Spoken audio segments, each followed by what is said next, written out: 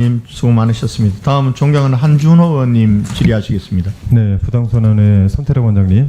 예, 작년 저희 국감 질의에서 통계 관련된 질의를 서로 좀 주고받았는데 그거 한 번만 다시 좀 정리를 좀 해볼까 합니다. 최근에 전국 주택가격 동향조사하고 KB 주택가격 동향조사 이 조사를 24년 5월 기준으로 보니까 서울의 아파트 가격을 전국 주택가격 동향조사에서는 6주 연속 상승했다 이렇게 표현을 했고, 또 KB 부동산 조사에서는 23주 하락. 이렇게 둘을 비교를 해본다면 이 상승과 하락은 물론이고 집값 추세도 확연히 좀 달라 보이죠.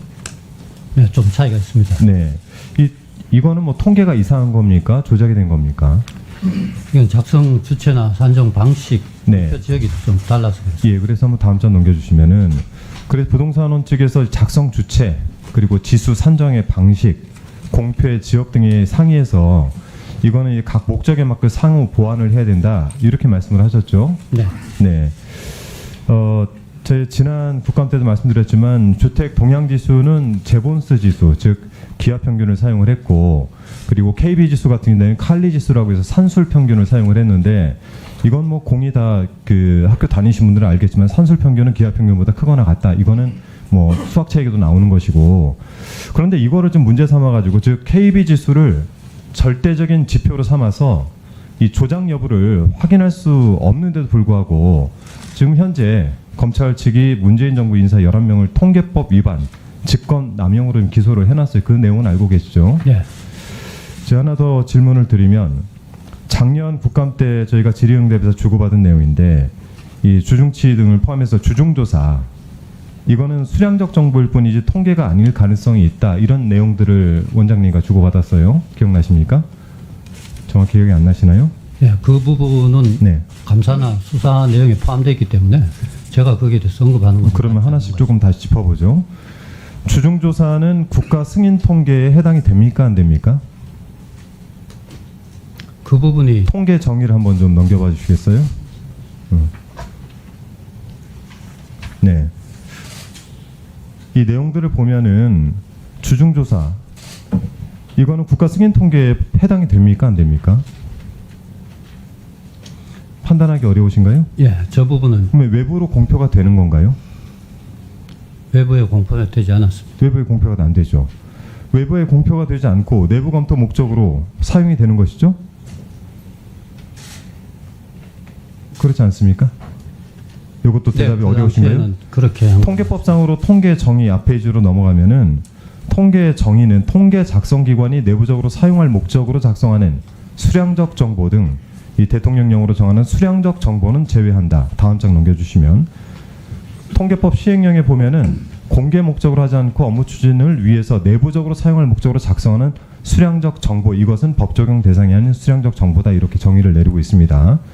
그래서 이런 것들을 봤을 때 제가 작년 국감에서도 말씀드렸지만은 이 주중조사는 수량적 정보일 가능성이 있고 통계가 아닐 가능성이 있다는 거예요. 그리고 설령 이게 주중조사가 통계다라고 가정을 하더라도, 다음 장 넘겨주시면, 위탁기관 부동산원이 이 수탁기관인 국토부로 공표 전에 통계를 제공하는 것은 위법이 아닐 수 있습니다. 이건 통계법 시행령 제2조에도 잘 나와 있는 것이고요.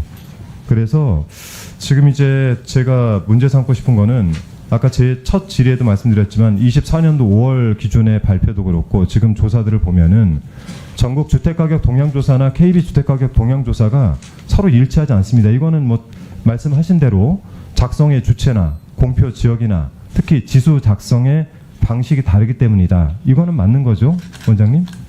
예, 방식이 다른 건 네, 그래서 이게 일치하기가 어렵고 이게 서로 상이한 값을 나타낼 수도 있습니다. 특히 지수는 경향을 나타내는 거기 때문에. 그런데 지금 이제 검찰이 이런 말도 안 되는 내용으로 현재 무리하게 기소를 해놓고, 보도 자료에도 검찰이 예전 엄정한 처벌이 필요하다면서 법정형 상향을 건의했고, 이런데도 불구하고 구속 기소된 사람 지금까지 한 명도 없죠. 네, 그런 거 없습니다. 알고 있습니다. 기소 전 수사 과정에서도 윤성원 전 국토부 제1차관 두어 차례 구속영장 청구됐는데 법원은 모두 다 기각을 했습니다. 그렇지 않습니까? 네, 뉴스 보고 알았습니다. 네. 이게 이제 정치적인 사안이다 판단하시니까 답변이 좀 어려우실 텐데 감사원 최고 의결기구인 감사위원회가 의결을 하기 전에 검찰이 기소한 시점이 24년 3월 14일이에요. 즉 감사원의 최종 판단이 나오기 전에 검찰이 먼저 기소를 한 겁니다. 이렇게 된다면 감사원은 어쨌든 무조건 검찰의 주장과 비슷한 결론을 낼 가능성이 있지 않겠습니까? 특히나 그 시점이 24년 3월 14일이면 22대 국회의원 선거 딱 한 달을 남겨놓은 시점인데 그래서 그 전 정부에 대한 통계 조작 의혹 자체가 전 정권 보복이나 또는 무리한 표적 수사다 저는 이렇게 생각하는데 이 부분에 대한 의견이 있으십니까? 뭐 그 부분에 제가 답변할 사항이 아닌 것 같습니다. 네, 알겠습니다. 우리 짧은 시간이 남았는데 주택도시보증공사 사장님께 좀 짧게 좀 질의를 좀 드리겠습니다. 예. 지금 21년도에서 23년까지 저희가 자료를 좀 받아서 보니까 우리 보증공사 측에서 가족돌봄 휴직 실적이 한 건도 없네요. 예. 왜 그렇습니까? 현재 신청이 없어서 마이크 조금만 가까이 대주시고요. 네. 예. 신청이 없어요. 23년도에는 신청이 없었는데 24년에는 2건이 다 승인되었습니다. 2건이 있고, 네 그렇죠. 지금 현재 가족돌봄 휴가는 사용자 수가 상당히 많아요. 그런데 가족돌봄 휴직은 지난 3년을 봤을 때는 실적이 한 건도 없는 것을 이 내부 제도를 보니까 휴직심사위원회라는 게 구성이 돼서 운영되고 있네요.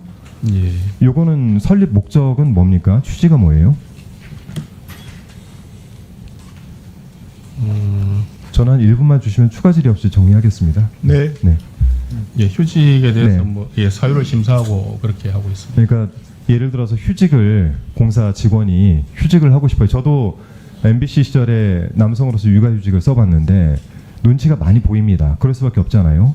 근데 이게 심사위원회까지 구성이 돼 있으면 휴직을 할 때 눈치가 좀 보이지 않을까요? 그래도 회사를 다녀보신 입장에서 거기에 대해서는 어떻게 판단하십니까? 그럴 수 있을 것으로 생각됩니다. 그렇죠. 그래 뭐 마지막으로 정리를 좀 드리자면 지금 윤석열 정부에서도 최근 심화되고 있는 저출산 문제 때문에 25년도 예산 이제 곧 저희가 심사할 텐데 예산안 20대 핵심 과제 중 하나가 저출생 문제 극복입니다.